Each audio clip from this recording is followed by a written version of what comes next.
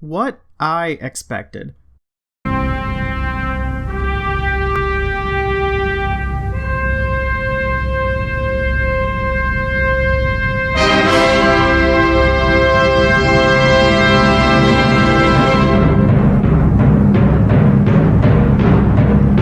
What I got.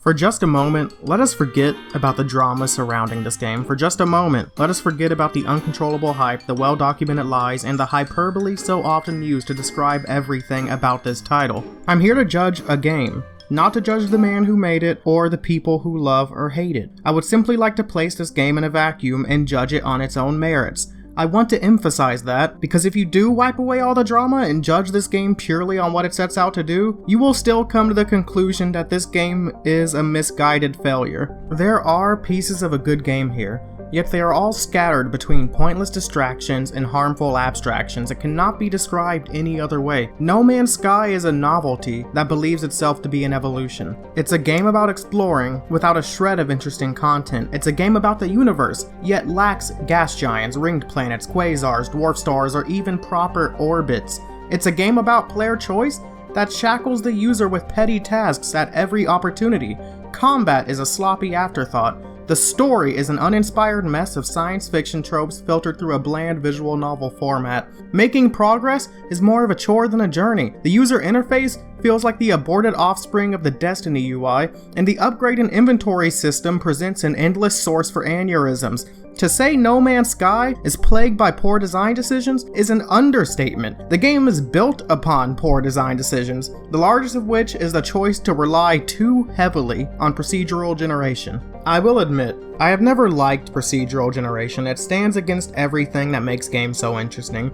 Good design is about being guided by an invisible force. It's about handcrafted environments and worlds that lend themselves to the mechanics the player controls. It's about telling a story without words and driving the player without instruction. This is one of the most difficult aspects of game design. Creating an environment that speaks for itself, one that grants the player choice while still guiding his actions, this is not an easy balance to achieve. Most games never excel in it, but in my eyes, leaving this task in the hands of an equation is the most grave mistake a designer can make. This choice does not lend itself to an endlessly unique galaxy nor infinite possibilities, no. Rather, it creates a collection of assets tossed in a blender, endlessly mixed and matched together like a collection of rejected half-ideas. There is no designer's touch, no consistent theming, nor any possibility to be truly and thoroughly surprised. After about 5 hours, and trust me, I put in about 30, after about 5 hours, you have likely seen everything No Man's Sky has to offer in terms of planetary variations. Sure, you may find a new combination here and there, may find extended parameters when you go to the alternate star systems, but all the ingredients are painfully familiar. Rocky wasteland here, lush forest and plains there, the occasional water world, off-brand Namek, although I did like off-brand Namek. After a certain point, it all began to run together. The same abandoned buildings with the same tired puzzles leading to the same crash sites near the same alien ruins by all the same minerals you are used to. Don't even get me started on the minerals yet. Jesus, I'll get to that. The point is, this is a game about exploration, with absolutely nothing of interest to explore once the honeymoon period is over. The only reason the player has to explore planets after a certain point is to merely collect the necessary resources for your next warp jump, which only leads you to more Build-A-Bear planets on your path to the next Atlas interface, which are nothing more than cryptic exposition dumps with increasingly strange red orbs. The game's motivation for the player is weak at best, and there isn't really any reliable framework upon which the player could make his own motivations. Everything you do and find is by and large uninteresting and feels artificial, even by video game standards. The player is constantly forced to scavenge and collect minerals if he wishes to get anywhere in this game, forcing you to drop everything you're doing and shoot at rocks. Need to make money? Shoot rocks. Need to refuel? Shoot rocks. Looking to upgrade your weapon? Get back to work. This would be bad enough But what really sets it off is the minuscule inventory system. A grid-based block inventory, some items transfer in stacks and others take an entire block themselves. These arbitrary limits mean your inventory is going to fill up, and it's going to do it quickly, it's going to do it frequently, which means you will inevitably be forced to backtrack to your ship and find somewhere to sell it all. In a game that's supposedly about exploration, the player is usually forced to turn around after about getting 2 minutes from his landing zone.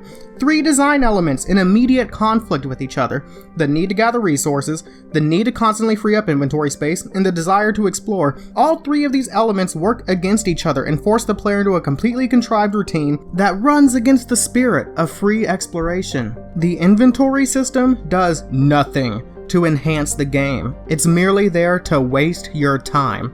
By the way, it's also completely unbalanced, as you'll find that your exosuit typically has more available space than your spaceship. Sure, you can buy a new spaceship, but the prices are so ridiculously inflated that you may as well just spend small installments of your currency on regular suit upgrades. Not to mention, none of your ship upgrades or fuel carry over, meaning you immediately lose those investments too. Speaking of upgrades, I almost forgot. Upgrade slots and inventory slots exist on the same grid. They take up the same spaces. So you have to choose, either shrink the already incredibly small inventory or live with your character running out of breath every 3 seconds and your ship's shields going down after a strong breeze.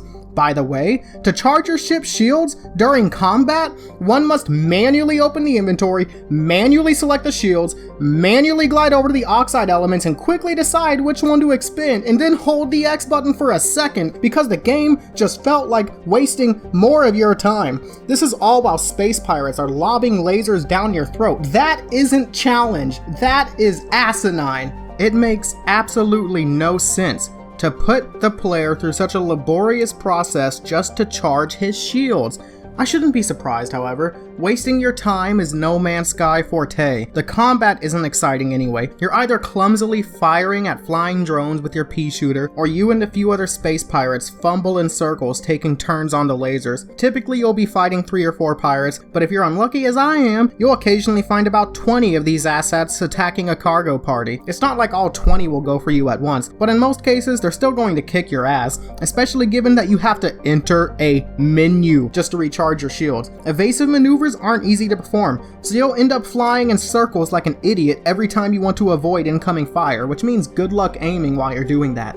Exploration is a chore, combat is an unintuitive mess, inventory management is a constant headache. So does the story and atmosphere save this game? It depends on your standards. The universe is comprised of 3 alien races, the Vy'keen, the Gek, and the Korvax. One is a stubborn warrior race built on physical prowess and skill in battle. One is a shifty merchant species specializing in trade, communication, and secrets. The third is a hyper-intelligent, patronizing robotic hive mind that recognize the deeper secrets of the universe holds.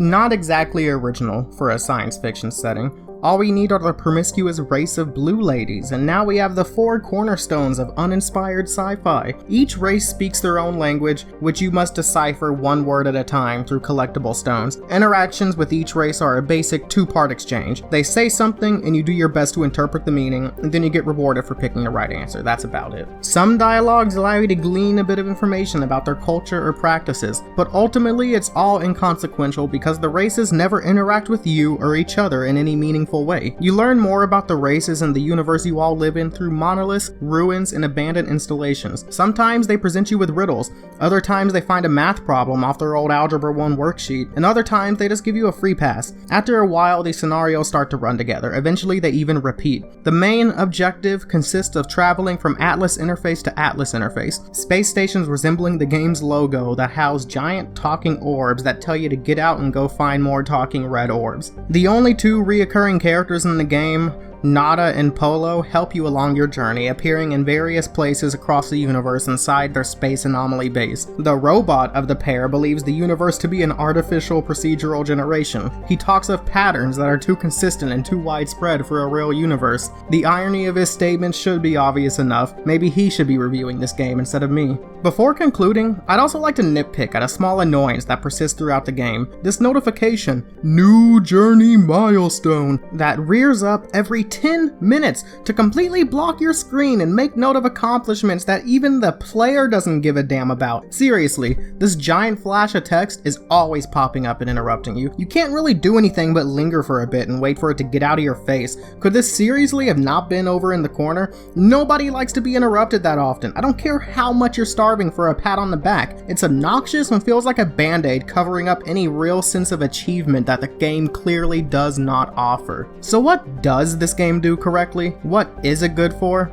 Well, it's comfy. It's a relaxing game when you're just flying around doing your own thing. Once you get past the torturous initial hours, you're essentially free to do anything you want, or just cruise by the asteroids. You know, sometimes you land on a planet, you want to hang out, take a few screenshots, I don't know. The problem with this, though, is that none of it is interesting after a while. It all runs together, and this is because of the heavy reliance on procedural generation. Every problem in this game can be traced back to the heavy reliance on procedural generation. Every bland planet, every uninspired conversation, every slapdash piece of lore, every clumsy skirmish, every dull point of interest you come across, all of their problems are the result of this. I've read that this game has 18 quintillion planets, which honestly sounds like a joke number, but given what I've seen, I believe it. However, not a single one is interesting for more than a few brief moments. Perhaps I'm being too harsh on the concept of procedural generation itself. The entire concept of the game relies on the vast universe that can only be acquired via this method. Maybe if all the mechanics surrounding the game weren't so flawed, I could forgive it. Perhaps if more care was given to the variety of assets present, I could forgive it. For example, all three races use identical architecture in their space bases and their ruins. Maybe a different set of assets for each race could help. Maybe the existence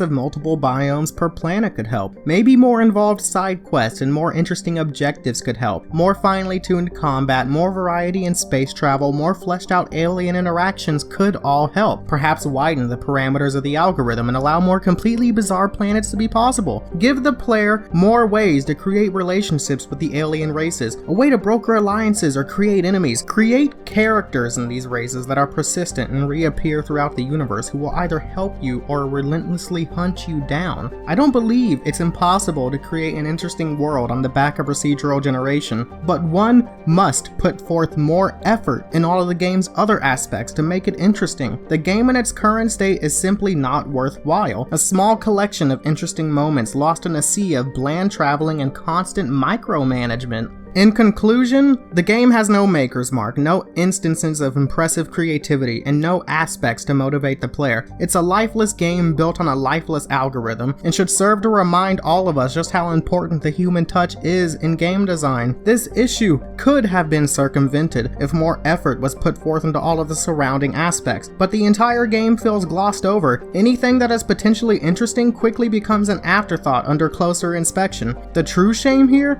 is that this game could easily be a memorable experience with a few small additions and a bit of polish, but what we currently have is a glass half empty. It just happens to be a massive glass.